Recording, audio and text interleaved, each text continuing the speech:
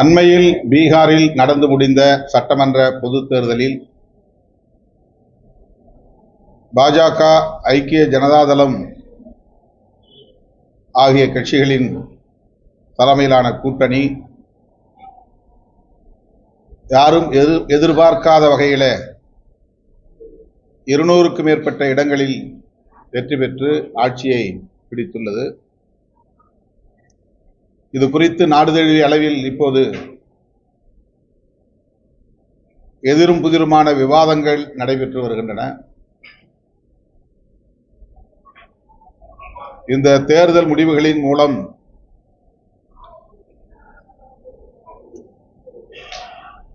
இந்த தேர்தல் நேர்மையாக நடக்கவில்லை என்கிற எண்ணத்தை பெரும்பாலான மக்களிடையே எழுப்பியுள்ளது. பீகாரில் இந்த தேர்தல் முடிவுகளை எதிர்த்து ஆங்காங்கே பொதுமக்களின் போராட்டமும் வெடித்துள்ளது. தேர்தல் களத்தை தொடர்ந்து கண்காணித்து வருபவர்கள், தேர்தல் முடிவுகளை ஆய்வு செய்யக்கூடிய வல்லுநர்கள், தேர்தல் ஆணையத்தின் மீதான நம்பகத்தன்மை நொறுங்கி போயுள்ளது என்பதை சுட்டிக்காட்டுகிறார்கள். புதிதாக அறிமுகப்படுத்தியுள்ள SIR என்கிற சிறப்பு தீவிர சீராய்வு நடவடிக்கை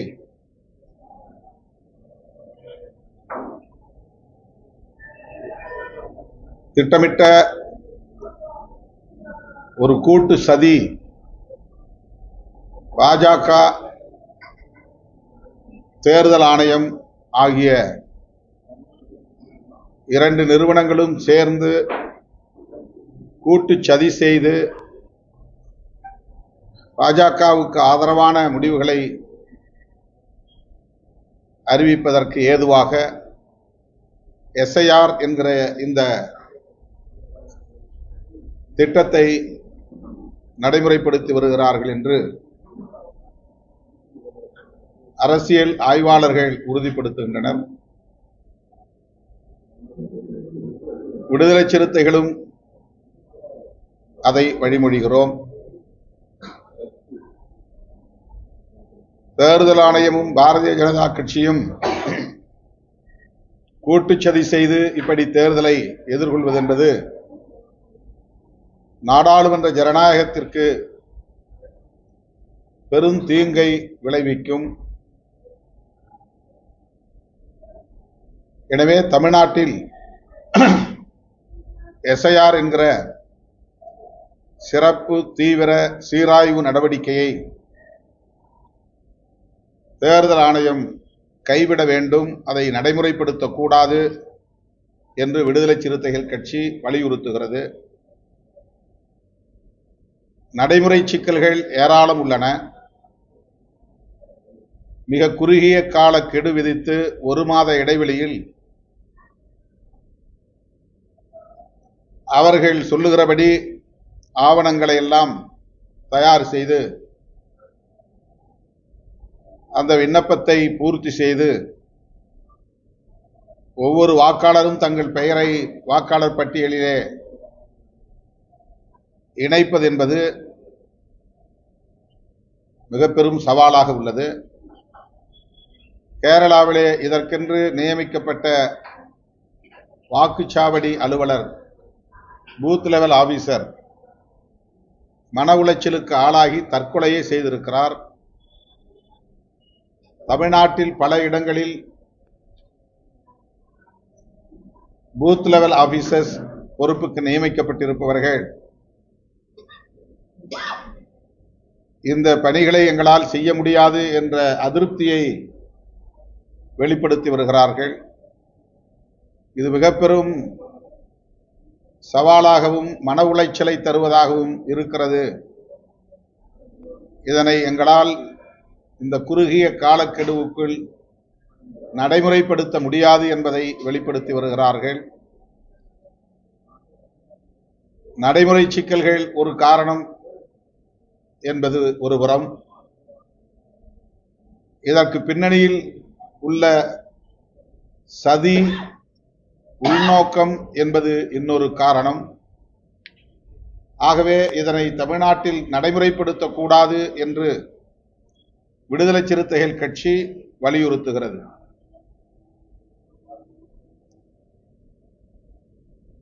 எஸ்ஐஆர் வேண்டாம், பாஜக தேர்தல் ஆணையத்தின் கூட்டுச் சதியை முறியடிப்போம் என்று கோரிக்கையை விடுதலை சிறுத்தைகள் முன்வைத்து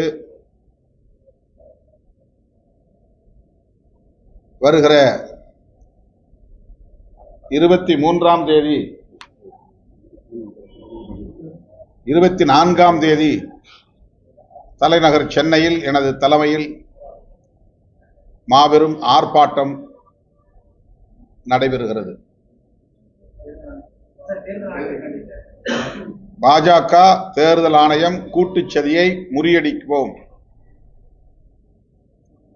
எஸ்ஐஆர் வேண்டாம்,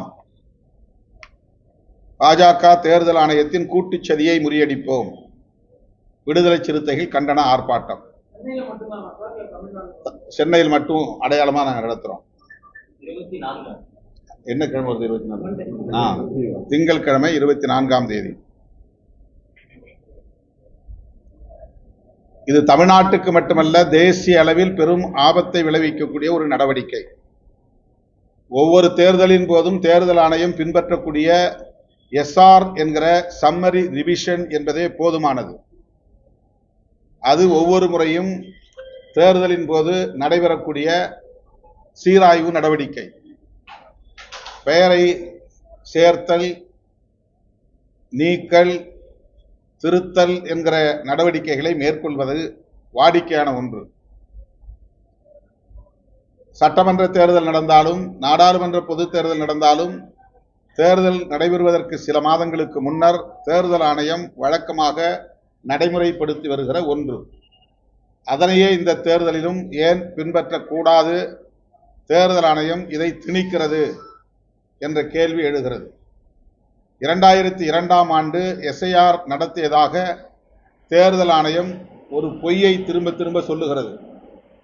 2002ஆம் ஆண்டு அப்படி எந்த எஸ்ஐஆரும் நடந்ததாக ஆதாரங்கள் இல்லை. உச்சநீதிமன்றம் கோரியும் தேர்தல் ஆணையம் அப்படி நடத்தியதற்கான ஆதாரத்தை இதுவரையில் சமர்ப்பிக்கவில்லை. ஆனால் 2002ஆம் ஆண்டு என்ற ஒரு காலத்தை வரையறை செய்து, அப்போதைய வாக்காளர் பட்டியலில் உங்கள் பெயர் இடம்பெற்றிருக்கின்றனவா, அப்படி இடம்பெற்றிருந்தால் எந்த ஆவணத்தையும் நீங்கள் தர வேண்டாம் என்ற ஒரு கைட்லைன்ஸ், ஒரு வரையறையை தேர்தல் ஆணையம் முன்மொழிகிறது. இது ஆதாரமற்ற ஒரு தகவல். தேர்தல் ஆணையமே பொய் சொல்லுகிறது என்று பலராலும் விமர்சிக்கப்படுகிறது. இதுவரையில் தேர்தல் ஆணையம் அதை காட்டவில்லை. இரண்டாவது, மிக குறுகிய கால இடைவெளியில் இதை நடைமுறைப்படுத்த முடியாது. வீட்டுக்கு வீடு சென்று ஒவ்வொரு வாக்காளருக்கும் இந்த விண்ணப்பங்களை தந்து அதனை பூர்த்தி செய்து கோடிக்கணக்கான வாக்காளர்களை பட்டியலிலே பதிவேற்றம் செய்வதென்பது நடைமுறை சாத்தியக்கூறுகள் இல்லாத ஒன்று. ஆனாலும் இதை திட்டமிட்டு வலிந்து இந்த அரசு தேர்தல் ஆணையம் திணிக்கிறது. ஆக இதிலும் ஒரு உள்நோக்கம் இருப்பது தெரிய வருகிறது. இதன் மூலம் வேண்டியவர்கள் வேண்டாதவர்கள் என்று எல்லா மதங்களை சார்ந்த வாக்காளர்களையும் பட்டியலிலிருந்து நீக்கம் செய்து விடுவது என்பதன் மூலம் பெரும்பாலான எதிர்ப்பு வாக்குகளை வாக்களிக்க விடாமலேயே தடுப்பது என்கிற நடவடிக்கையில் அவர்கள் இறங்கியிருக்கிறார்கள் என்ற சந்தேகம் எழுந்துள்ளது. ஆகவே இந்த பட்டியலில் பெயர் நீக்கம் என்பது மேலோட்டமாக பார்த்தால் பொதுவானதாக தோன்றும். ஆனால் நடைமுறையில் பார்த்தால் அவர்களுக்கு எதிரான வாக்காளர்களை பட்டியலில் இருந்து நீக்குவதே முதன்மையானது என்பதை புரிந்து கொள்ள முடியும். எனவே அதில் உள்நோக்கம் இருக்கிறது. நடைமுறை சிக்கல்களுக்காக எஸ்ஐஆர் வேண்டாம் என்று ஒரு தரப்பு சொல்லுகிறார்கள். அந்த காரணங்களோடு கூடுதலாக விடுதலை சிறுத்தைகள் சொல்லுகிற காரணம், எஸ்ஐஆர் என்பதே ஒரு திட்டமிட்ட சதி நடவடிக்கை, பாஜக தேர்தல் ஆணையத்தின் கூட்டு சதி. அதன் மூலம் அவர்கள் சிஏஏ என்கிற குடியுரிமை திருத்த சட்டத்தை நடைமுறைப்படுத்துகிறார்கள். தேர்தல் ஆணையத்தை அதற்கான ஒரு கருவியாக பயன்படுத்துகிறார்கள். என்ஆர்சி என்கிற தேசிய குடிமக்கள் பேரேட்டை தயாரிப்பதுதான் அவர்களின் நோக்கம். வாக்காளர் பட்டியலை தயாரிக்கிறோம் என்கிற பெயரில், வாக்காளர் பட்டியலை தூய்மைப்படுத்துகிறோம் என்கிற பெயரில் தேசிய குடிமக்கள் பேரேட்டை தயாரிப்பது என்பது அவர்களின் நோக்கமாக இருக்கிறது. அது வடகிழக்கு மாகாணங்களில் மட்டும் செய்யாமல், அல்லது பாகிஸ்தானோடு அண்டையில் இருக்கிற மாநிலங்களில் மட்டும் செய்யாமல், ஒட்டுமொத்த தேசிய அளவிலே செய்து தேசிய குடிமக்கள் பேரேட்டை தயாரிப்பது என்பதை உள்நோக்கமாக கொண்டு தேர்தல் ஆணையமும் பாஜகவும் இந்த வேலைகளை செய்வதாக விடுதலை சிறுத்தைகள் கட்சி நம்புகிறது. எனவே எஸ்ஐஆரை நடைமுறைப்படுத்துவதில் உள்ள சிக்கல்களை மட்டுமே காரணமாக சொல்லாமல், அதன் உள்நோக்கத்தையும் அடிப்படையாக கொண்டு எஸ்ஐஆர் வேண்டாம் என்று விடுதலை சிறுத்தைகள் கட்சி வலியுறுத்துகிறது. இந்த குரலை அனைத்து தரப்பு ஜனநாயக சக்திகளும் ஓங்கி ஒலிக்க வேண்டும். இது வெகுமக்கள் எதிர்ப்பாக பரிணமிக்க வேண்டும் என்று விடுதலை சிறுத்தைகள் கட்சி அறைகூவல் விடுக்கிறது.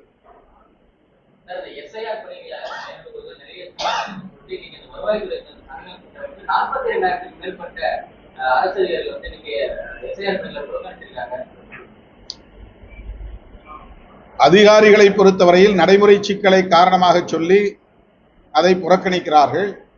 விடுதலை சிறுத்தைகள் கட்சி அதை வரவேற்கிறது. அந்த அதிகாரிகளின் உணர்வுகளை மதித்து தேர்தல் ஆணையம் உடனடியாக இந்த எஸ்ஐஆர் நடவடிக்கையை நிறுத்த வேண்டும். நடைமுறை சிக்கல்களை தாண்டி உள்நோக்கம் கொண்டதாகவும் இது இருக்கிறது என்பதுதான் விடுதலை சிறுத்தைகளின் குற்றச்சாட்டு.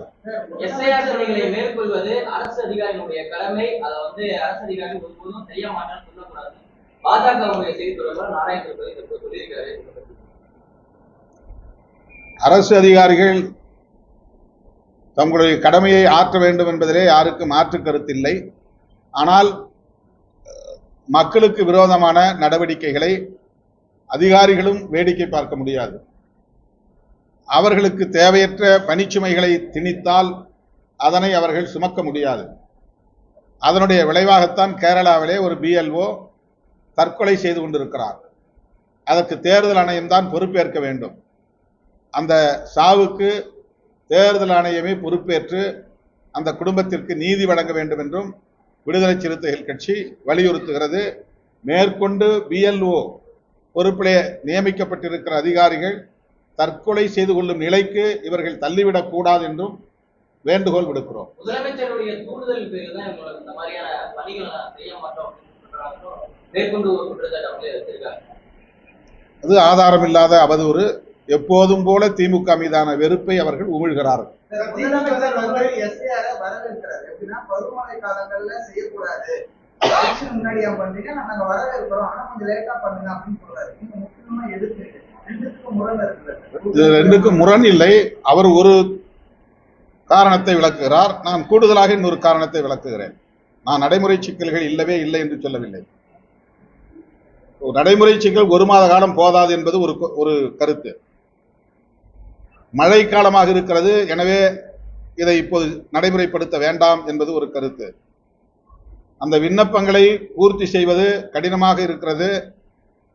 அவர்கள் கோருகிற ஆவணங்களை ஏற்பாடு செய்வதில் பாமர மக்கள், ஊரக பகுதிகளில் வசிக்கிற மக்கள், உழைக்கிற மக்கள் மிக சிரமப்பட வேண்டிய ஒன்றாக இருக்கிறது. இது போன்ற நடைமுறை சிக்கல்களும் இருக்கின்றன. அதை முதல்வர் சுட்டிக்காட்டுகிறார். அது ஒரு காரணம், அதுவும் உண்மைதான். அதை தாண்டி குடிமக்கள், தேசிய குடிமக்கள் பேரட்டை தயாரிப்பதற்கான ஒரு செயல் திட்டமும், மறைமுக செயல் திட்டமும் இதற்குள்ளே இருக்கிறது. அதை நடைமுறைப்படுத்துவதற்காகத்தான் இப்படி தேர்தல் ஆணையமும் பாஜக அரசும் கூட்டுச்சதி செய்கிறது என்று நாங்கள் குற்றம் சாட்டுகிறோம். மூன்றாவதாக, இவ்வாறு பெயர்களை நீக்கம் செய்வதன் மூலம் எதிர்த்து வாக்களிக்கக்கூடிய வாக்காளர்களை பெரும்பாலும் கணிசமான அளவிலே வெளியேற்றிவிட முடியும். 90 விழுக்காடு வெளியேற்றிவிட முடியும். அவர்களுக்கு வாக்களிக்கக்கூடியவர்கள் மிக சொற்பமாக அதிலே இருக்கலாம். ஆனால் பெரும்பான்மையான எதிர்ப்பு வாக்குகளை அவர்களால் தடுத்துவிட முடியும். இந்த உள்நோக்கமும் அதிலே இருக்கிறது. ஆக 2 உள்நோக்கம். ஒன்று, எதிர்ப்பு வாக்குகளை வெளியேற்றுவது பட்டியலில் இருந்து. இரண்டாவது, தேசிய குடிமக்கள் பேரேட்டை தேர்தல் ஆணையத்தின் மூலமாகவே தயாரித்து விடுவது. இந்த 2 சதித்திட்டமும் மறைமுக செயல் திட்டமாக இருக்கிறது. நடைமுறை சாத்தியக்கூறுகள் என்கிற ஒரு களத்திலே நாம் சிந்திக்கிற போது இந்த 1 மாத காலம் போதாது. இந்த ஆவணங்கள் திரட்டுவது என்பது சாத்தியமில்லாத ஒன்று. ஊரக மக்கள் இதை அவ்வளவு எளிதாக கையாள முடியாது போன்ற சிக்கல்கள் இருக்கின்றன. அடைமழை காலமாக இருக்கிறது என்பது ஒன்று.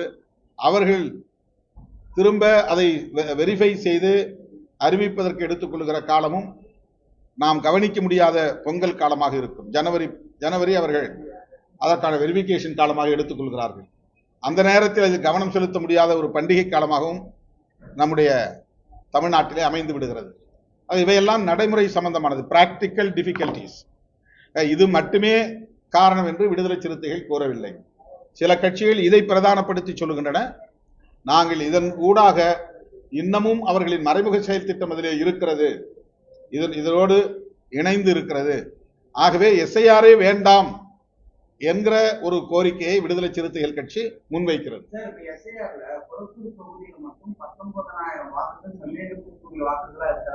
மத்திய அமைச்சர் தெரிவித்திருக்காங்க.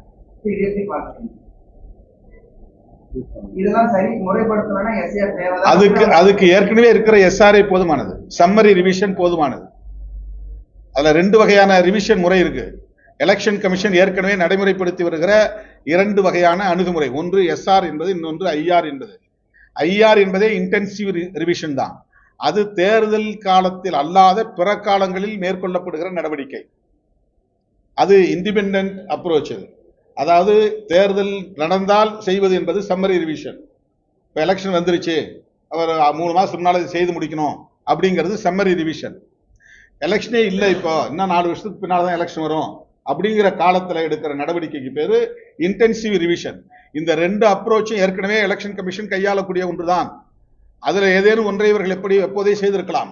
இன்டென்சிவ் ரிவிஷன் என்பதே 1 வருஷத்துக்கு முன்னாடி 2 வருஷத்துக்கு முன்னாடி அவங்க செய்திருக்கலாம், அல்லது இந்த தேர்தலை முடிச்சுட்டு கூட செய்யலாம். அதுக்கான பாசிபிலிட்டிஸ் இருக்கு, அதுக்கான ஸ்பேஸ் இருக்கு. இந்த தேர்தலை முடிச்சுட்டு மே மாசம் முடிஞ்சிடும், ஜூன் மாசத்துல இருந்து இவங்க கிளென்சிங் வேலையை ஆரம்பிக்கலாமே. அந்த இன்டென்சிவ் ரிவிஷனை அதே ஸ்பெஷல் இன்டென்சிவ் ரிவிஷன்ங்கிற பேர்ல கூட செய்யலாமே. அதுக்கான பாசிபிலிட்டிஸ் இருக்குல்ல. ஆனா எலெக்ஷனுக்கு முன்னாலே இவங்க இன்டென்சிவ் ரிவிஷனை ஸ்பெஷல் இன்டென்சிவ் ரிவிஷன் என்று அவங்க நடத்துறாங்க. அப்ப அதனுடைய கான்செப்டே அடிபடுது.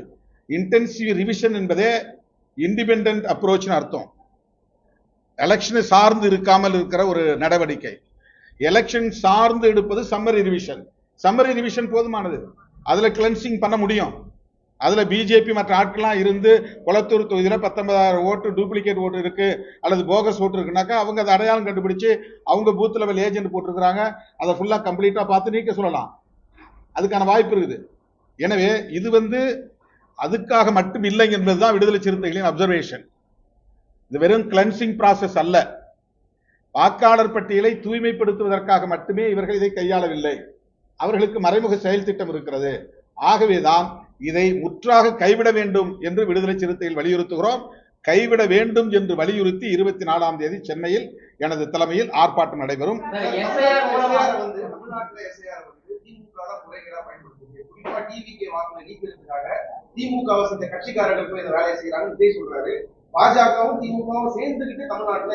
அது அவங்க மைண்ட் செட் மாறல இன்னும். அதாவது டிஎம்கே எதிர்ப்புங்கிறது மட்டுமே ஒரு அளவுகோலா வைத்துக் கொண்டு அவர்கள் அரசியல் செய்கிறார்கள். அவங்க இன்னும் அரசியல் களத்துக்குள்ள முழுமையா வரல. அவங்களுடைய கான்செப்ட் என்ன, அவங்களுடைய ஐடியாலஜி என்ன, எதிர்க்க வேண்டிய பகை சக்தி எது, ஆதரிக்க வேண்டிய நட்பு சக்தி எது, ஜனநாயக சக்தி எது என்பதை கணக்கிலே கொண்டு அவர்கள் இதை அணுக வேண்டும் என்பது என்னுடைய பணிவான வேண்டுகோள். இதுல திமுகவே எஸ்ஐஆருக்கு எதிராக தான் இருக்கு. அப்புறம் திமுக டிவிகேவுக்கு எதிராக செயல்படுதுன்னு சொல்வதுங்கிறது ரொம்ப வினோதமாக இருக்கிறது. இது ஏற்புடையதாக இல்லை. அவங்க மைண்ட் செட் ஒரே ஒரு விஷயத்துல ஸ்டிக் ஆன் ஆயிருக்குது. வெறும் திமுக வெறுப்பு, திமுக எதிர்ப்பு என்கிற நிலையில இருக்கிறதுனால இந்த மாதிரியான குற்றச்சாட்டை அவங்க வைக்கிறாங்க. அவங்க எதிர்க்க வேண்டியது தேர்தல் ஆணையத்தை, அவங்க எதிர்க்க வேண்டியது பாஜக அரசை. ஆனால் நடிகர் நம்முடைய தவிக தலைவர் விஜய் அவர்களுடைய அந்த வீடியோவில் ஒரே ஒரு வார்த்தை கூட பாஜகவை பற்றியோ தேர்தல் ஆணையத்தை பற்றியோ அவர் பேசவே இல்லை. அவருக்கு இதெல்லாம் யாரும் சுட்டி காட்டவில்லையோ என்ற ஒரு சந்தேகம் நமக்கு எழுகிறது. கூட போலான்னு சொல்லி தேர்தல் ஆணையமே சொல்லுது. ஒரு 50 பாமா ஒரு பிஎல்ஏவும் உள்பணி தரணும் கோரிக்கை வச்சிருக்கு தேர்தல் ஆணையம். ஆனா திமுகவை சார்ந்த பிஎல்ஏக்கள் கூட போறத அது எதுவும் முறைகளான விஷயம் சொல்லி அந்த வீடியோ எடுத்து சமூக வலைதளத்துல திமுக பாருங்க என்ஜாய் பண்ணுன்னு சொல்லி பல விமர்சனங்கள் எடுத்துருவாங்க. பிஎல்ஏ போலாம் நான் மொத்தமே அதை எஸ்ஐஆரே வேண்டாம்னு சொல்றோம். அப்புறம் நீங்க டிஸ்கஷனை நீங்க டைவர்ட் பண்ணாதீங்க. பிஎல்ஏ கூட போறதா கூட போக வேண்டாமாங்கிறதுக்குள்ள நாங்க நுழையில. எஸ்ஐஆரை நடைமுறைப்படுத்தாதீங்கன்ற அதுக்குள்ள இருக்கிற நிறைய மறைமுக செயல் திட்டம் இருக்கு. அதனால அதை நடைமுறைப்படுத்த கூடாது என்பதுதான் எங்க ஸ்டாண்ட். விடுதலை சிறுத்தை நீதிமன்றம் இறந்திருக்கிறாங்க. பிஎல்ஓக்கள் இறந்திருக்கிறாங்க. பீகார்ல லட்சக்கணக்கில் வாக்குகள் இணைக்கப்பட்டு போலி வாக்குகள் சேர்க்கப்பட்டிருக்கு. இவ்வளவு நடந்த பிறகும் மார்ச் நடந்த பிறகும் நீதிமன்றம் பீகார் வழக்கிலே அதை தீர்ப்பு சொல்லாம உரிமை நீக்கப்படுது. அதுதான் உச்ச நீதிமன்றம், தேர்தல் ஆணையம் இது போன்ற பொதுவான மக்கள் நிறுவனங்களை இன்றைக்கு பாஜக ஆட்சியாளர்கள் தவறாக பயன்படுத்துகிறார்கள். பல வகையில் இன்ஃப்ளூயன்ஸ் பண்றாங்க. பீகார் தேர்தலின் போது எஸ்ஐஆர் நடைமுறைப்படுத்திய போதே விடுதலை சிறுத்தைகள் கட்சி உட்பட பலர், நாங்கள் திமுக விடுதலை சிறுத்தைகள் கட்சி உச்ச நீதிமன்றத்திலே அதை எதிர்த்து தடை கோரி வழக்கு போட்டது இன்னும் நிலுவையிலே இருக்கிறது. இப்போது தமிழ்நாட்டிலே இதை நடைமுறைப்படுத்த அறிவித்த உடனேயே திமுக வழக்கு தொடுத்திருக்கிறது. நாங்களும் இப்போது அதில் வழக்கு தொடுத்திருக்கிறோம். அதுல எங்களுடைய கோரிக்கை பிரேயர் என்னன்னா, விடுதலை சிறுத்தைகளுடைய பிரேயர் எஸ்ஐஆர் தடை செய்யப்பட வேண்டும், தமிழ்நாட்டில் அதை நடைமுறைப்படுத்தக் கூடாது என்பதுதான். அதே கோரிக்கை வலியுறுத்தி இதை மக்கள் போராட்டமாக மாற்றுகிறோம். அடுத்து நான் இன்னும் சில செய்திகளை சொல்லி முடிச்சிடறேன், இருங்க, அப்புறம் கேளுங்க.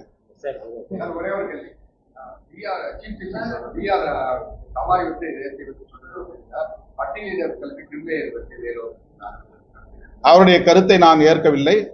அது அவருடைய தனிப்பட்ட கருத்து.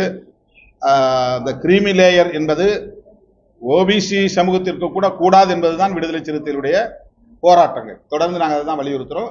கிரீமி லேயர் என்பது ஒரு சூழ்ச்சி, அது ஒரு சூது, சமூக நீதியை நீர்த்து போக செய்கிற ஒரு முயற்சி. அது OBC, schedule cost, schedule tribes மக்களை கிரீமி லேயர் மூலம் சிதறடிக்க பார்க்கிறார்கள், பிரிக்க பார்க்கிறார்கள். இதுல ஒரு பெரிய சதி இருக்கிறது. ஆகவே கிரீமி லேயர் என்கிற கான்செப்டையே விடுதலை சிறுத்தைகள் கட்சி எதிர்க்கிறது. இருங்க 2 நாட்களுக்கு முன்பு நான் யாழ்ப்பாணம் சென்றிருந்தேன். தமிழ் தேசிய பசுமை இயக்கம் ஒருங்கிணைத்த கார்த்திகை வாசம் என்கிற நிகழ்ச்சி ஒன்றில் பங்கேற்றேன். அந்த அமைப்பின் தலைவர் ஐங்கரநேசன் மற்றும் முன்னணி தலைவர்கள் விடுத்த அழைப்பை ஏற்று 2வது முறையாக இந்த நிகழ்விலே நான் பங்கேற்றிருக்கிறேன். 2018ஆம் ஆண்டு இதே போல கார்த்திகை மாதம் மரநடுகை மாதம் என்ற அறிவிப்பின் அடிப்படையில் ஒழுங்கமைவு செய்யப்பட்ட நிகழ்ச்சியில் நான் கலந்து கொண்டேன். அப்போது வடமாகாண சபையின் முதலமைச்சர் திரு விக்னேஸ்வர் அவர்களும் அதிலே பங்கேற்றார். நானும் கலந்து கொண்டேன். சில நாடாளுமன்ற உறுப்பினர்களும் கலந்து கொண்டார்கள். இப்போது 2025ஆம் ஆண்டு அதே அமைப்பு ஒருங்கிணைத்த அந்த நிகழ்வில் கலந்து கொண்டேன்.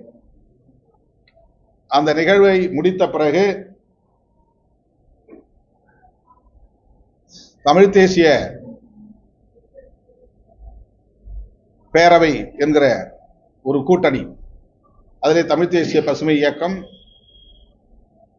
தமிழ் தேசிய மக்கள் முன்னணி, கஜேந்திரகுமார் பொன்னம்பலம் தலைமையிலான மக்கள் முன்னணி மற்றும் சில அமைப்புகள் சேர்ந்து அந்த பேரவையை உருவாக்கி இருக்கிறார்கள். அது ஒரு கூட்டணியாக இயங்குகிறது. அந்த கூட்டணியை சார்ந்த சில தலைவர்களும் கஜேந்திரகுமார் பொன்னம்பலம் மற்றும் செல்வராஜா கஜேந்திரன் உள்ளிட்ட பலர், இந்நாள் நாடாளுமன்ற உறுப்பினர்கள், முன்னாள் நாடாளுமன்ற உறுப்பினர்கள் என்னை நேரிலே வந்து சந்தித்தார்கள். அந்த சந்திப்பு மிகவும் முக்கியத்துவம் வாய்ந்த ஒரு சந்திப்பாக நான் பார்க்கிறேன். அவர்கள் முன்வைத்த கோரிக்கை என்னவென்றால், விரைவில் இலங்கை அரசு புதிய அரசமைப்பு சட்டத்தை உருவாக்குவதற்கு ஏற்பாடுகளை செய்து வருகிறது. அனுரா திசாநாயக்கா குடியரசுத் தலைவராக இருக்கிற, இலங்கை அதிபராக இருக்கிற அவர் புதிய அரசமைப்பு சட்டத்தை உருவாக்கும் எண்ணத்தில் இருக்கிறார். அதற்கான குழு விரைவில் அமைக்கப்பட இருக்கிறது. இந்த சூழலில் ஈழத்தமிழர்களுக்கு அதிகாரத்தை பரவலாக்கும் வகையில் புதிய அரசமைப்பு சட்டத்தில் சமஷ்டி ஆட்சி முறையை கொண்டு வர வேண்டும். அதாவது ஒரு ஃபெடரல் சிஸ்டம் ஆஃப் கவர்மெண்ட், தமிழர்களுக்கு முழு அதிகாரத்தை வழங்கக்கூடிய வகையில் அரசமைப்பு சட்டத்தை யாத்திட வேண்டும். அதற்கு இந்திய அரசு உரிய அழுத்தத்தை இலங்கை அரசுக்கு தர வேண்டும். இந்திய அரசு தலையிடுவதற்கு தமிழ்நாடு அரசு உரிய நடவடிக்கைகளை மேற்கொள்ள வேண்டும் என்று கோரிக்கை விடுத்திருக்கிறார்கள். தமிழ்நாடு அரசு இந்திய ஒன்றிய அரசுக்கு அழுத்தம் கொடுத்து, இந்திய ஒன்றிய அரசு ஏற்கனவே ராஜீவ்காந்தி அவர்களின் தலைமையில் உருவான ஒப்பந்தத்தின் அடிப்படையில்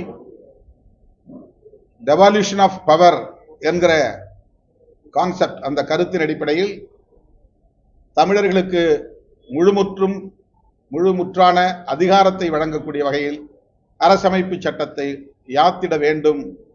அதற்கு இந்திய ஒன்றிய அரசு வலியுறுத்த வேண்டும் என்கிற கோரிக்கையை வைத்துள்ளார்கள். மாண்புமிகு முதல்வர் அவர்களுக்கு விடுதலை சிறுத்தைகள் கட்சியின் சார்பில் அந்த வேண்டுகோளை நான் விடுக்கிறேன். நேரிலும் சந்தித்து அவரிடத்தில் இந்த கோரிக்கையை வலியுறுத்த இருக்கிறேன். ராஜீவ்காந்தி அவர்களின் காலத்திலே போடப்பட்ட ஒப்பந்தத்தில் சொன்னபடி 13வது திருத்தம் அமையவில்லை. ஏற்கனவே அவர்கள் 13வது திருத்தத்தை அரசமைப்பு சட்டத்திலே கொண்டு வந்திருக்கிறார்கள். ஆனால் அது எந்த அதிகாரத்தையும் ப்ராவின்சியல் கவர்மெண்ட் என்கிற மாகாண ஆட்சி நிர்வாகத்திற்கு வழங்கவில்லை. எனவே 13வது திருத்தத்தில் எங்களுக்கு உடன்பாடில்லை, நம்பிக்கை இல்லை. அதை நடைமுறைப்படுத்த நாங்கள் ஒருபோதும் சொல்லவில்லை. ஆனால் ராஜீவ்காந்தி அவர்கள் உருவாக்கிய அந்த ஒப்பந்தம் தமிழர்களுக்கான முழு அதிகாரத்தை வலியுறுத்துகிறது. அந்த ஒப்பந்தத்தை நடைமுறைப்படுத்த இந்திய ஒன்றிய அரசு உரிய முயற்சிகளை மேற்கொள்ள வேண்டும். இதுதான் அவர்களின் கோரிக்கை. அதிலே அவர்கள் தெளிவுபடுத்த விரும்புவது, அந்த கான்ஸ்டிடியூஷன் என்பது யூனிட்டரி கவர்மெண்ட் என்கிற ஒற்றையாட்சி முறையாக இருக்கக்கூடாது, ஃபெடரல் ஸ்ட்ரக்சர் என்கிற அடிப்படையில் அது அமைய வேண்டும். இந்தியாவிலே இருப்பது குவாசி ஃபெடரல் என்கிற ஒரு ஆட்சி நிர்வாக முறை. மாநிலங்களுக்கு அதிகாரம் உண்டு, ஆனாலும் இந்திய ஒன்றிய அரசு கூடுதலான அதிகார வலிமை கொண்டதாக இருக்கும். அவ்வாறு இல்லாமல், குவாசி ஃபெடரலாக இல்லாமல் ஒரு முழுமையடைந்த கூட்டாட்சி முறையை, அதுதான் அவர்கள் சமஷ்டி முறை என்கிறார்கள், கூட்டாட்சி முறையை இலங்கையில் கொண்டு வருவதற்கு புதிதாக தயாரிக்கப்பட உள்ள அரசமைப்பு சட்டத்தில் இடம்பெறச் செய்ய வேண்டும். இந்திய ஒன்றிய அரசுக்கு அந்த பொறுப்பு உண்டு, கடமை உண்டு. ஏற்கனவே ஒப்பந்தம் அந்த அடிப்படையில் தான் போடப்பட்டிருக்கிறது. எனவே இந்திய இலங்கை ஒப்பந்தத்தை நாங்கள் ஏற்கிறோம். அதனை நடைமுறைப்படுத்த இந்திய ஒன்றிய அரசு தயாராக வேண்டும். ஆனால் அந்த ஒப்பந்தத்தின் அடிப்படையில் அப்போது செய்யப்பட்ட 13வது திருத்தத்தை நாங்கள் ஏற்கவில்லை, அது எங்களுக்கு எந்த அதிகாரத்தையும் தரவில்லை என்ற கருத்தை அவர்கள் என்னிடத்திலே முன்மொழிந்தார்கள். இந்த ஊடக சந்திப்பின் மூலம் இந்திய ஒன்றிய அரசுக்கும் தமிழ்நாடு முதலமைச்சர் அவர்களுக்கும் நான் விடுக்கிற வேண்டுகோள், ஈழத் தமிழர்களின் இந்த கோரிக்கையை கனிவோடு பரிசீலிக்க வேண்டும்.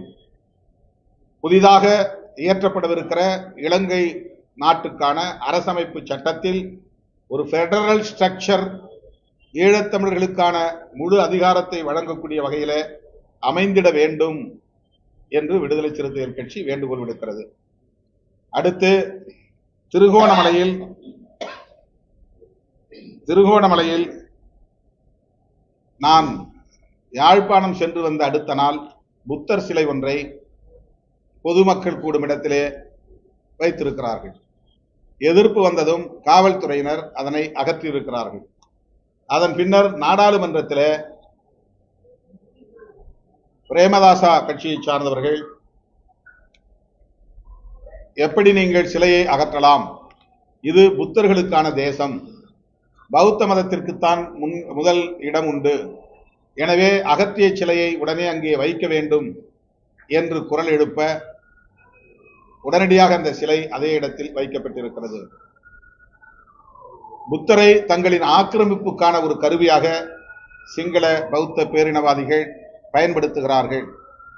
தமிழர்களின் தாயகமாக உள்ள வடக்கு கிழக்கு பகுதிகளில் ஆங்காங்கே புத்தர் சிலைகளை நிறுவி தமிழர்களுக்கு சொந்தமான நிலங்களை ஆக்கிரமிப்பதும், கலாச்சாரத்தை, தமிழர்களின் நீண்ட நெடிய பாரம்பரியத்தை சிதைக்கிற நடவடிக்கைகளிலும் தொடர்ந்து ஈடுபட்டு வருகிறார்கள்.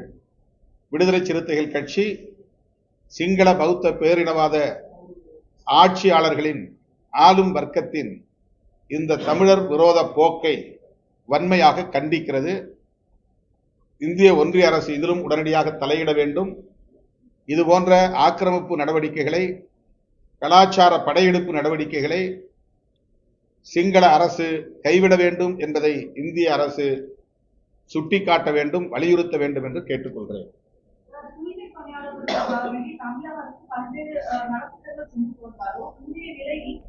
தங்களுக்கு வேலை வாய்ப்பை உறுதி செய்ய வேண்டும் சொல்லி மாநகராட்சியை வலியுறுத்தி போராட்டத்துல பல விதமா இது பண்ணாங்க. இப்போ கோர்ட்டு வழங்கிக்கிறபடி 4 பெண் சித்திவாயானவங்க 50 கால வரையறைக்கு உள்ளவர்கள் இருந்து வராங்க. இன்னும் தமிழக அரசு இவங்க மேல எவ்வளவு கவனம் செலுத்தணும் நீங்க நினைக்கிறீங்க? ஏற்கனவே இந்த பிரச்சனையை முதலில் முதலமைச்சரின் கவனத்திற்கு கொண்டு சென்றது விடுதலை சிறுத்தைகள் கட்சிதான். அவர்களின் கோரிக்கையை ஜனநாயகபூர்வமான முறையிலே அணுக வேண்டும். அந்த 2 ஜோன், அந்த பகுதிகளில் வேலை செய்யக்கூடியவர்களை அப்படியே நிரந்தரப்படுத்திக் கொள்ள வேண்டும். புதிதாக ஆட்கள் தேவைப்பட்டால் அவுட் சோர்சிங் முறைப்படி எடுத்துக்கொள்ளலாம்.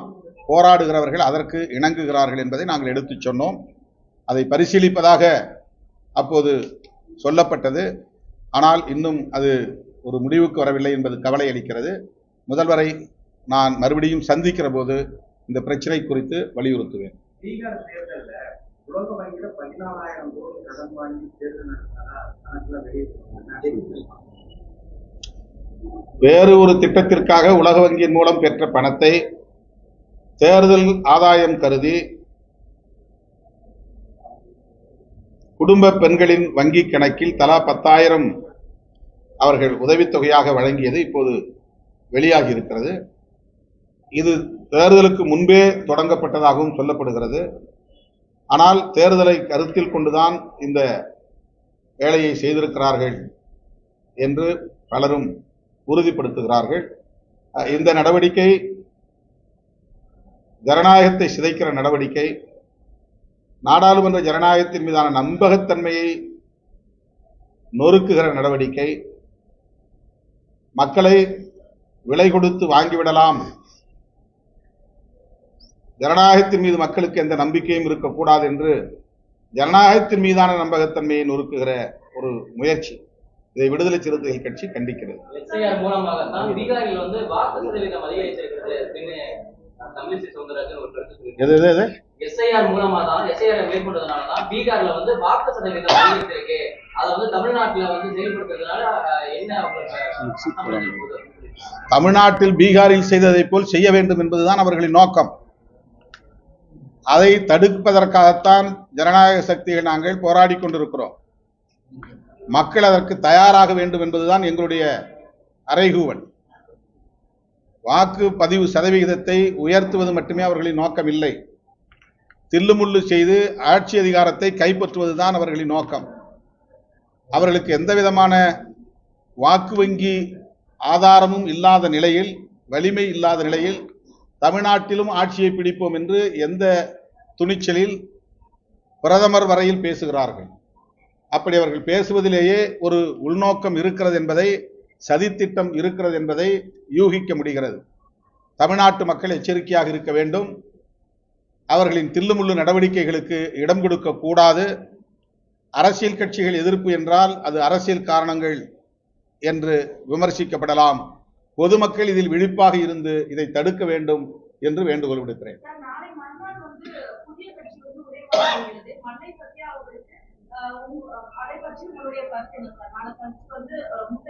அவர் கட்சி தொடங்கட்டும். கட்சி தொடங்கின பிறகு 27ஆம் தேதி வழக்கம் போல விடுதலை சிறுத்தைகள் கட்சியின் சார்பில் ஆவடியில் மாவீரர் நாள் நிகழ்வு நடைபெறும்.